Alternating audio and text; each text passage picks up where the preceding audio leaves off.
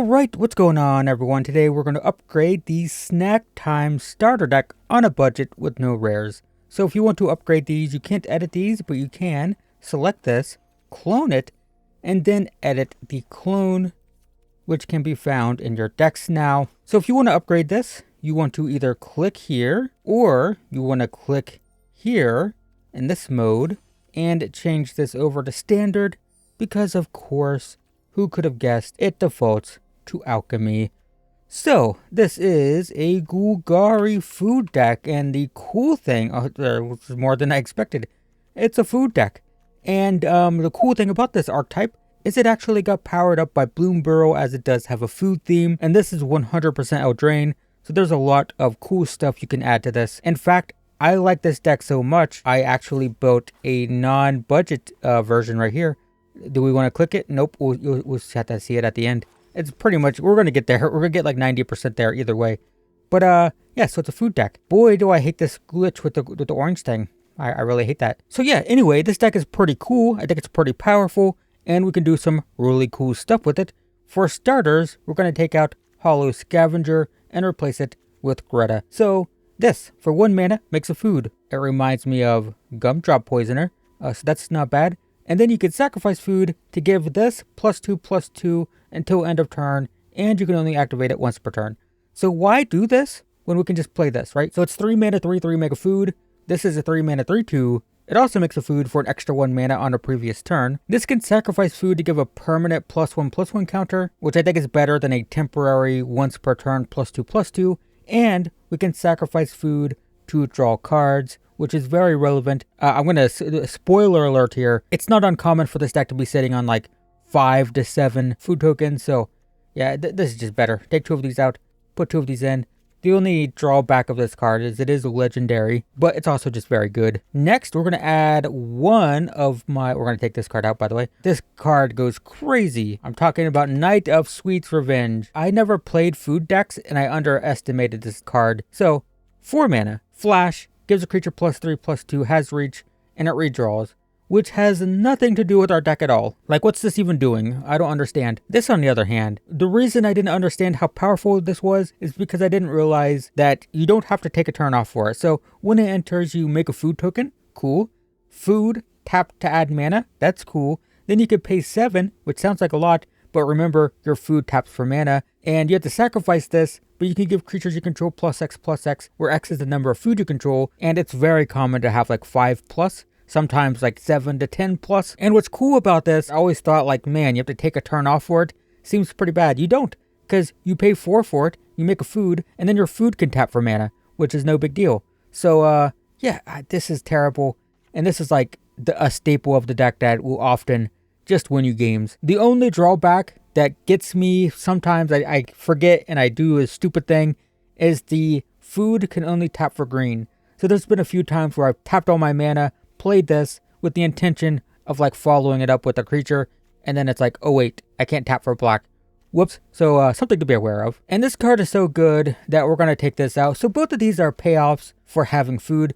This lets you sacrifice all your food. It says it's food. You sacrifice your food, and then you can return that many creature cards from your graveyard to the battlefield. I actually think this card is super sweet. I actually think you could build a deck around this. You need more self-mill, but you know, both of these are food payoffs, but this one just works with our deck a bit better. This could do some cool stuff sometimes, probably, but I don't know, it's a little bit clunky for our current build, so I just think it's worth taking this out for a 3rd copy of this card. If only you could see it behind this stupid orange thing.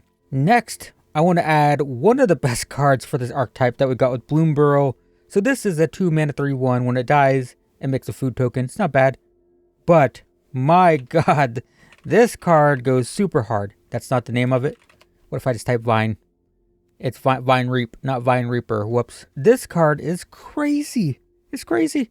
It's 2 mana 3/2. Already better than a 3/1. And it makes a token when it enters and when it dies. Two. So what this means is turn 2 we play this, we make a food, and then we're usually super happy to just trade it 1 for 1 with one of our opponent's creatures in combat and get another food. It's almost like an early game removal spell that makes 2 food. It's very good, and you will just get piles and piles of food super quick with this thing. It doesn't seem like that much, but the food production just goes crazy. and 100% better than this monstrosity thing that only makes one food when it dies. And there's not even a guarantee, by the way, that you can kill it easily. Maybe you can trade early, but it might just trade with like a 1-1, and that's no fun. Being a 3-2 is a huge advantage for sure. So this card is just amazing, and we're putting it in. And it's so good that I think it's better than Sweettooth Witch. So this card's kind of cool. It's a 3-2, it makes a food, and you can sacrifice food to make the opponent lose 2, which isn't bad. We kind of made up for losing this ability by adding this, which it draws, it doesn't deal direct damage, but I think this card's okay. There's been a couple of times where I've top decked it with like 6 food, and it like won the game, but more often than not I feel it's a little bit clunky. I usually don't want to sacrifice too much of my food because this is our main win condition. It's crazy, so I don't know. It's like, it's fine, but it's not as good as this. They're both 3-2s. This one costs 1 less, and it makes 2 food instead of 1, so I think it's worth taking out one of these for our 4th copy of these. I'm going to take another one of these out, but I will be leaving one in for the fun of sometimes top decking it and just blowing our opponent out by sacrificing all of our food. It's fun. We just don't need 3 of them. Next, Titanic Growth. Why? This is just like that Flash enchantment. Why is this in the deck? I don't know. But it's really good in this deck. It's Welcome to Sweettooth. This card is pretty cool. So they both cost 2. This makes a 1-1. Not that exciting. Then it makes a food, which is fine, but the 3rd turn after we play it, it's going to put X +1/+1 counters on target creature we control, where X is 1 plus the number of food. So if we have 5 food, it puts 6 counters out, right? It guarantees that if we have no food, it at least puts 1. But this combined, like we're going crazy on food with cards like this, right? So like I said, it's not uncommon for us to have like at least 4 to 6 food most of the time. So this thing's putting out 4 to 6 counters. It's a cool pump spell. It's got some very stylized art. It's pretty cool. But anyway, we're going to take it out. We're going to take it out. It's cool art. But I want this card because it's very good. And I don't know why I always put these back because it's coming back. We're going to take out 2 Return from the Wilds. So these are very similar. This thing can search for a basic land, put it into play tapped. It can make a 1-1, and it can make food. And you get to choose 2 of those. So you could like make a 1-1 and make a food for 3 mana. But we can do that for 2 mana. And the counters, what we're really trading here, it's 1 mana less. It's 1 mana less. But we're trading, do we want an extra land? We're not super crazy top-end stuff, right? We don't need tons of lands. So we're trading the ability to get 1 land for the ability to put like 5 +1/+1 counters on something. So I'll take 2 of these out, and we'll go up to our full 4 copies of this because it goes pretty crazy sometimes. Next, Spider Food. The problem with this card is you can't always cast it. It destroys an artifact, it destroys an enchantment, or a creature with flying. There's going to be games you top deck it against some terrible artifact and you're like, oh, thank God. Oh, I got this card. But there's going to be so many other games where it's just uncastable. You can just pay 3 and get a food token, but it's kind of, this is a sideboard card. You play best of 3 and you put this in the sideboard. For us, in Best of 1, we're playing this card, which, my God, has this proven to be way more powerful than I ever expected. 3 mana, 1/1, trample. When it enters, you put a +1/+1 counter on it for each other. We don't care about squirrels. Food we control. This is a food card. It's not just a tribal squirrel card. Then, whenever a we don't care or a food enters on our side, we get a +1/+1 counter. So what this does is if we have, like, let's say we have 5 food, it's a 6/6 for 3 trampler. It's really good, and it gets bigger every food we make. Bristlebud Farmer makes 2 food, which puts 2 +1/+1 counters on these. It's so good. So I'm going to take out this not always useful removal spell for a massive, super cool payoff. We're bringing it right back because we're also going to take out a Wildwood Mentor. Now, I would say this is optional. So what this does, whenever a token, that being a food token, enters, we put a +1/+1 counter on this. So they're very similar. 3 mana 1/1 gets counters when we make food. 3 mana 1/1 makes counters when we make food, as well as like the 1/1 humans. So a little bit more. And then when it attacks, another attacking creature gets +X/+X, where X is its power. So if this is like a 5/5, it's going to attack for 5 and give something else +5/+5. This card on turn 3, in my opinion, is better than this one. The problem with this card is if we top deck it on turn 7 or 8, it just enters as a 1/1 and can take several turns to get bigger. If you get it early, if you get it on turn 3, it's going to get big, it's going to grow, it's going to snowball, and it can run over the opponent. But it's really bad off the top of the deck, and we only have one of them. This, on the other hand, if we top deck it on turn 7 and we have 6 food, we just play it, and it's a 3 mana 7/7 trampler, right? So this is just always good, and this is sometimes good. So I think it's worth taking out one of these and going up to 3 copies of this card. Next, Provisions Merchant. 4 mana, 3/3, enters, makes a food. Then we can sacrifice food to give attacking creatures +1/+1 and trample. It's actually not bad. The 4 mana 3/3 though is not good at all. The sacrifice is cool. I'd much rather, if you were not on a budget, I'd much rather have this. 4 mana 5/5 makes 2 food instead of 1, and then you can sacrifice those food to get free cards. It's very, very, very good. In my non-budget build, I'm playing 3 of these, but I'd rather have just a tough cookie. It's 2 mana 2/2. Doesn't seem that impressive. When it enters, it makes a food. Now, why that's good is, I can't point at it. Look at my mouse over here. It's a food. It's a artifact creature food golem. So that's 2 food on turn 2, which is going to count for things like this, because this only counts food. This counts as a food for Welcome to Sweettooth. This counts as a food for Night of Sweet's Revenge. This lets your tough cookie tap for mana. Foods you control tap for mana. This is a food, so it becomes a mana dork, and it counts as a food for the pumping. It's really good. And then you have 3 mana target non-creature artifact, that being food, becomes a 4/4. So it is a massive food multiplier, producer, whatever, and it can turn your food into 4/4 attackers or blockers. Before recording this, I played with my non-budget build, and someone attacked into a tough cookie, not realizing I could animate a food and block with it and kill one of their attackers. So it's pretty cool. This is cool but clunky as a 4 mana 3/3. So I think it's worth taking out 2 of these, adding 2 tough cookies. And remember, I said I was going to take out one of these. It's going to be for a tough cookie. 3 mana 3/2 is fine, not exceptional, but fine. But getting all these food is just very good. I think it's worth taking out one of these for one of these. This is another opportunity, if you wanted to take both of these out for a full 4 copies of Tough Cookie. But this will work for us for now. Next, Sugar Rush. I don't know why they put so many pump spells. Why? Why are we pumping so much? The card draw is nice, but I just don't think the pumping is that good. I'd rather play Savor. I mean, it's not as good as Cut Down, but it's 2 mana. Give a creature -2/-2, and make a food. This is another new Bloomburrow card, by the way. It's cool. Should we just be playing Cut Down? Maybe. Should we just be playing Go for the Throat? Probably. But either way, I just think it's better than this. Pump a creature. That's cool, I guess. Draw a card. That's nice. But why? I mean, I guess it has food. And is that why? Because food's in the art?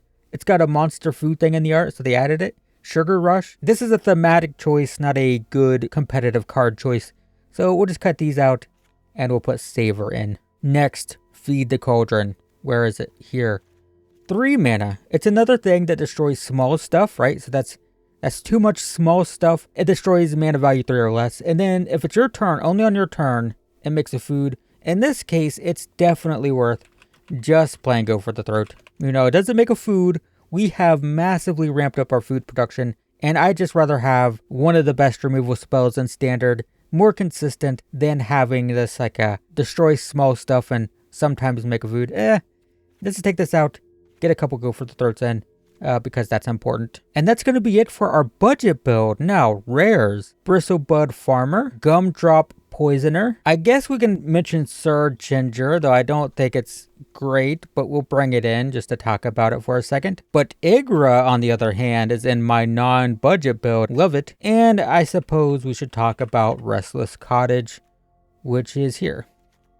So, let's just get through Sir Ginger. It's a food, once again, creature type food. Whenever we sacrifice an artifact, it gets a counter. That's awesome. Also has Trample, Hexproof, and Haste if the opponent has a Planeswalker. And it can sacrifice, of course. It's alright. It is a food, but we don't sacrifice our food enough to really warrant this, I don't think. Let's cut it out. But these 3 cards in the land. First off, the land. It animates into a 4/4, and it makes food. It is an awesome land. Check your collection. Any of them that you have, just replace basics and add these in. Definitely better. But these three, they're all great. So this makes a food for 1. It's just like that wolf we took out. 1 mana make a food. Then it's a 3 mana 3/2. The key difference here is it's going to give a creature -X, where X is the amount of life we gained. So on turn 5, we can sacrifice a food, gain 3, then play this, and give something -3/3. Very cool. This is a 4 mana 5/5 trample, awesome, makes 2 food, very good. And then when you attack, you can sacrifice those food to mill 3 cards and get a permanent from among them into your hand. It's going to count lands, so you're usually going to get something. And it's also just a 4 mana 5/5 with trample. I mean, that's good enough, right? And then this is a 5 mana 6/6. It has ward, sacrifice a food, which is like impossible for most decks. And then other creatures are food, so that's going to increase your food count for things like this. All your creatures are going to count as food, and this as well. All your creatures are going to count as food. But then it says whenever a food is put into a graveyard, it gets 2 counters. So it's already a 5 mana 6/6. It goes to an 8/8, a 10/10, a 12/12. And that's not just for sacrificing your food. Other creatures are food, and all creatures, not just yours, your opponents. So when you kill your opponent's creatures in combat, it adds counters to Igra. It's so good. It's such a good top end for this deck. All of these are great. If you want to add these, we can actually do this pretty simply. We're definitely going to take these out. Scream Puff and Ginger Brute go into these 2 cards, right? These 3 can go into any of these that you have. I mean, I can check my own collection. Like, I have 3 Bristlebud Farmers. So I would just, like, take all of these out, add 3 of these. And Igra, I have 2. So I'd probably... I'd take 2 of these out for Bristlebud and 1 of these out for an Igra. But these 3 for your top end stuff here, much better. And then Gumdrop Poisoner, you can replace stuff like this, right? These 3 cards are pretty weak. Experimental Confectioner, Sweettooth Witch. I don't know if these are as good as Gumdrop Poisoner, so these can go into Gumdrop Poisoner pretty easily. Other cards that are on the weaker side would include, do I have Igra's not in the deck, whoops. Technically Mosswood Dread Knight and Huntsman's Redemption. These are very powerful cards. I didn't want to take them out because I just think they're very good, but they don't fit with the food theme. So if you wanted to add like extra copies of this or like a 4th Tough Cookie, maybe you just want more removal, right? You do have like Assassin's Trophy. These would be what I'd be looking at to cut. Just because they're not quite on theme and don't 100% work with the deck. But I do think this deck is very cool. I guess I can show you now my non-budget build. If you want to see this is just something that I built with my own collection. So I have 2 Igras, 3 Bristlebud Farmers, and fancy ones. Look how fancy. But look, it's your deck. I have 3 of these. I have 4 Gumdrop Poisoners. I took out the Mosswood Dread Knight. I took out the 3 mana enchantment. So this is what mine looks like. I ended up going up to 3 of these and 1 saver, but yeah, that's sort of optional. And of course the mana, because you can play better mana on a non-budget. Oh, I still have this. Wait, don't I have 4 of those? I do. Oh, see, I actually copied this over from the starter deck. No, this is better. Okay, I improved it. There you go. I upgraded my own deck. But this is my non-budget build, and it's basically your deck plus literally just plus the rares I mentioned. These are all in your deck already, so maybe I'll record a video with this eventually, but I think this deck is pretty cool. So anyway, I'm a believer in the deck. I think it's pretty cool, underrated. Obviously we're on a budget, right? We still have these, and we have like this. So we're still on a budget, but definitely much better than where we started. So hopefully that's useful. I will leave this deck list in the description, so check that out, I guess. And for now, thanks for watching. Hopefully that's useful, and I will see you in the next one.